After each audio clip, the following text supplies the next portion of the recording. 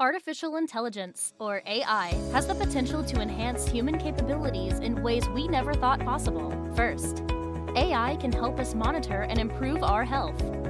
Wearable devices equipped with AI can track vital signs and offer personalized health recommendations. Second, AI can help people with disabilities. Brain-computer interfaces can allow people with paralysis to control prosthetic limbs, and speech-to-text technology can help those with communication disorders. Third, AI can improve transportation.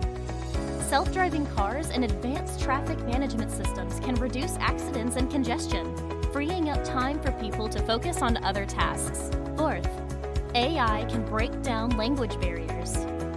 Translation software can help people communicate with others who speak different languages, opening up new opportunities for collaboration and learning. Fifth, AI can assist us in our daily lives.